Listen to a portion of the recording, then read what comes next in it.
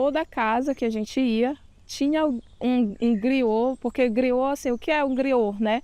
Os griots, eles têm uma representação muito grande para as comunidades tradicionais, né? São eles que detêm todo aquele conhecimento tradicional de fazer, de saber, né? De erva medicinal, histórias, toda aquela questão que vem da ancestralidade, eles que detêm esse conhecimento. Então, eles vão repassando através da oratória para os mais novos. Então, para a gente, os griots, eles têm essa importância, né?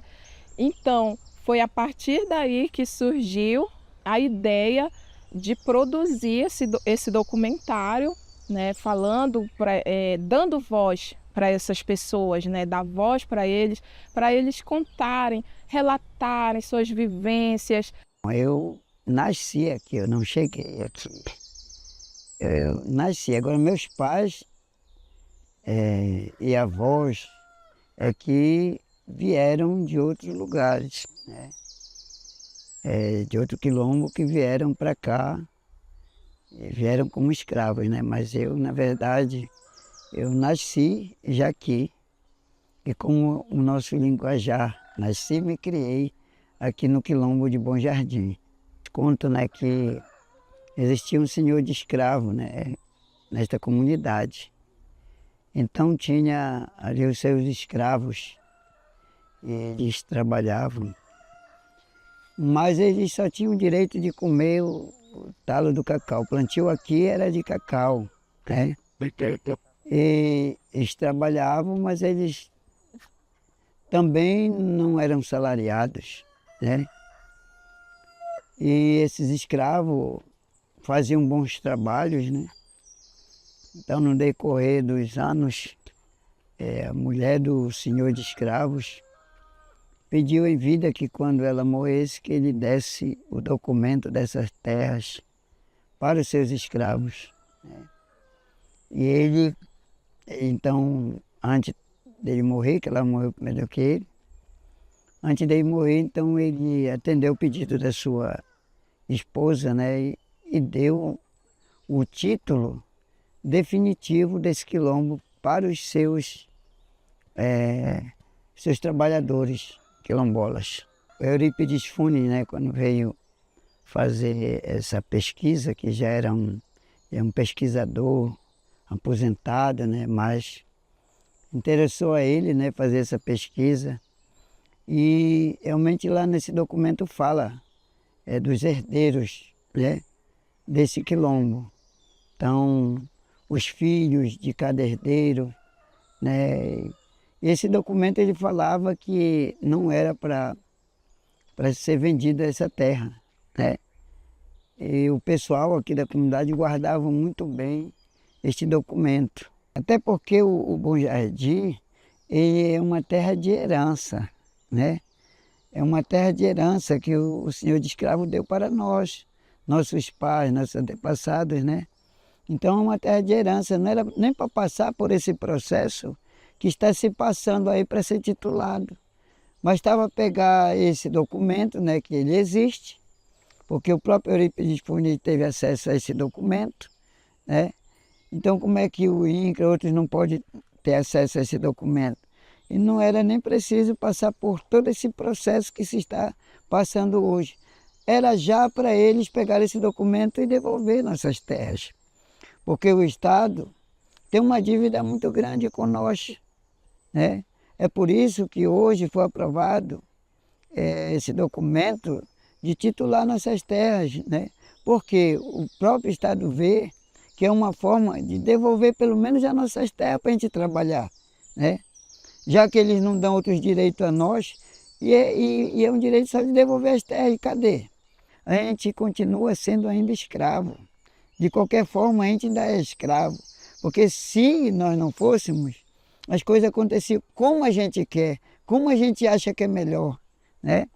Então hoje são projetos que a gente ainda continua ainda com mão na enxada, com mão no teçado, com mão no machado, né? Quanto que as outras estruturas maquinárias para trabalhar, quem tem são os solgeiros, né? Mas cadê se isso chega para nós? Não chega essa facilidade de a gente trabalhar hoje, mecanizado, né? Para a gente ter mais produções. Até nossas terras ainda continuam para a gente trabalhar. É difícil. Nossas terras hoje, Bom Jardim, no patamar que está na questão do processo, que ela já foi decretada para ser titulada, Bom Jardim não pode mais ser arrendada, não pode ser vendida, né? Ela não pode mais ser feita esses trabalhos. Mas hoje, ainda quem está aqui que não é quilombola, continua vendendo, continua arrendando, né? Então, arrendando para plantio de soja. Então, como é que esse pessoal consegue, eu às vezes tenho questionado com alguns jovens, como é que vocês conseguem dar essa documentação para as pessoas fazerem esse tipo de financiamento para vir trabalhar nas nossas terras, que a lei não permite mais.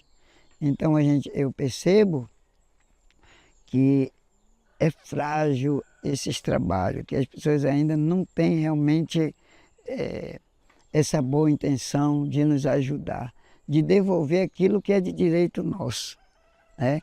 Até mesmo porque o homem não fez terra nenhuma, é coisa de Deus. Olha, foi nascido e criado em Bom Jardim. O meu pai era do Ituquim. O meu pai morava no Ituquim, meu pai. Isso. A minha mãe morava aqui mesmo, em Bom Jardim. A minha mãe.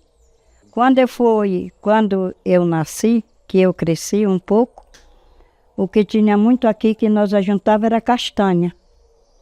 Castanha, nós ajuntava para nós comer, sabe? Tinha muito peixe, era muito falta de peixe, muito mesmo. E aí meu pai ia pescar, jogava umas 2 tarrafiadas, quando chegava era com paneiro cheio de peixe. Pacu, tucunaré, tudo tinha. Pato tinha demais. Era farto de tudo aqui no Bom Jardim. Nós, graças a Deus, nunca soubemos que foi passar fome, porque era demais farto na nossa comunidade. Só o que não tinha aqui dentro da nossa comunidade era escola. Não tinha. Nós criamos tudo para quando nós já estávamos grandes, aí que nós fomos estudar. As casinhas, pouca casa, era terreno dos índios. Porque quando o meu pai chegou para cá, ainda vendo tudo que índio tinha deixado aqui, na comunidade. Era forno, era banco, era balde, era sapato, tudo isso achava de índio. E panela, muita panela. A minha mãe, ela cuidava muito de fazer forno, fazer as gareiras de barro, tudo ela fazia, gareira, forno e fazia outra coisa que tinha que ela fazia, panela. Aqueles aguidar não tinha de torrar café, tudo isso ela fazia de barro. Agora o que nós fizemos muito, que até agora ainda é grossa a minha mão, tanto nós ralar mandioca, era no ralo. Pegava o prego, botava a lata no chão e botava o prego e batia com o martelo, até fazer o ralo. E aí nós ralava, né? Espremendo a mandioca no tipiti. E aí nós fazia beiju, nós fazia tudo. Tirava tapioca, depois de tirar tapioca, torrava, fazia beiju para nós comer. Eu fazia muito beiju. Eu era feiteira de beiju. Bem aqui era senzala, bem aqui do nosso lado aqui. Aí era senzala, que é onde tinha a casa dos escravos. E o dono daqui da senzala chamava-se Anísio, era um português. E aqui era onde os escravos moravam, isso tudo era um cacoal, olha esse pé de cacau aí, ainda é planta dos escravos. Aqui no curvão de onde você estava, daquele banho para cá, tem um plano, lá é um cacoal. Só quem desafio disso lá é o toró, que come muito cacau. E esse cacau foi do tempo ainda da escravidão, que era a plantio dos escravos. Esse terreno aqui, isso aqui era só um cacoal. E contando um pouco lá da história agora eu vou contar um pouquinho da história do curvão. Lá no curvão tem 2 cobras falantes. Eu não digo por dia que eu já vi. Eu só não entendi o que elas falavam. E por sinal, esse homem que me trouxe aí, que era vizinho da mãe do Anderson, o seu Rosinaldo, ele veio através disso, que deram para ir lá na cidade para mim com ele. Só que nós não conseguimos fazer nada, que o dono daí chama-se o Cabeça Branca, ele é muito brabo. Primeiro veio a filha dele conversar com ele. Engraçado que quando foi na hora H, o homem falou já estrangeiro, que ninguém entendia, só ele falando com a pessoa que estava lá, uma espécie de uma cobra. E jogou, acendeu o cigarro, jogou na água, aquele cigarro ficou aceso rodando lá dentro, e ele falando já que nós não entendia nada com aquela cobra. A primeira que veio, lá é muito bonito, é porque agora o cara avacalhou tudo lá. Ela subiu quase toda fora d'água, na praia, tem uma praia lá. E ela falava, ele falava, não sei que língua era, e ela abria a boca e sacudia com a cabeça. Aí disse, não, não quero falar contigo, eu quero falar com o dono, com Cabeça Branca daquela voltou. E a água aí, essa água é mineral, a gente olhava assim e enxergava lá embaixo mesmo, que a vista daquela, igual a panela fervendo aquilo. Aí nós enxerguemos aquela cobra grossa com cabeça branca. Ela saiu mais ou menos só aqui, só em cima da praia. O resto ficou para baixo. E braba. Ele falava e ela batia com a cabeça, abria a boca no rumo dele, e ele falava, aí ela foi embora. Ele disse, olha, ele mandou nós embora daqui, quanto mais depressa, melhor. Ele não liberou nada para nós aqui. Mas não existiu banho não, nós descemos pelo cipó. Lá tinha uma terra, espécie de uma tartaruga. Ela estava com a cabeça para cá, ó. Tinha as 4 mãos. Na nossa vista era de terra. Nós subimos em cima, eu, ele e o irmão da minha mulher. Ele disse, vocês estão vendo isso aqui? Isso não é terra não, isso é espécie de uma terra, mas isso é formatura de um bicho. Nós estamos em cima. Lá você via, era raso aquela força d'água, pedaço de cascalho desse tamanho rolando lá. Eles se liberaram aqui, mas o homem lá não liberou nada. Aí fiquei a ouvir essas duas presepadas, essas 2 cobras, só não entendi o que ela falava, mas ele entendia. E eu morava na cidade, devido a olhar muito para aquelas 2 cobras, abrindo a boca, assim como que estivesse conversando com ele, me deu uma dor de cabeça e escorreu meus olhos. Ele chegou lá e disse, olha, tu olhou muito para ela. Ela até não fez nada para ti, mas ele estava muito bravo. E hoje eu vou lá, eu tomo banho, mas não abuso, mas eu sei o que tem ali. Eu sei que eu já vi. Não foi que me disseram, eu já vi. Não, meu pai era daqui mesmo, do Bom Jardim, minha mãe também, era daqui mesmo. Os pais da minha mãe que não eram, que foram vendidos, né, como os avós dela, né, foram vendidos como escravo, mas lá para outro território de Monte Alegre, né, Pacoval. De lá que elas vieram aí para Santarém e casaram para cá já. E aqui tinha 3 parteiras, né? Era minha mãe, era 4, minha mãe, a dona Jericó, que é Francisca Guimarães, né? A Nazita, irmã da tia Tereza, e a dona Júlia. Ou seja, tudo meio manuado, né? Todo Não tinha mesmo. era, não tinha médico, não tinha uma ambulância para vir pegar, carro, transporte difícil, né? Tinha que ser aqui mesmo. Agora, a benzedeira eu ainda conheci já muito pouco, foi a dona, o nome dela é Maria Geralda, né? Que a gente chamava Gigita. Ela era, o nome dela é Maria Geralda, conhecida como Gigita. Ela era a benzedeira e a curandeira da comunidade. Até esse tempo tem muita gente que ainda vem procurar por ela, né? Esse ano eu estava lá em Santarém, numa parada, tinha uma família de Alter do Chão que estava procurando. Aí, conversando, eles estavam dizendo que eles vinham aqui no Bom Jardim ver se ainda encontravam, né? Ela, eu disse que ela estava já com 3 meses que tinha falecido lá em Macapá. E depois chegou a dona Júlia, não sei se conheceu a dona Júlia, né, que era do Saracura. Ela fazia também muitos remédios. Quando meu pai, minha mãe apanhou derrame, ela ajudou muito eles. Ela fazia muito remédio caseiro, minha mãe não andava.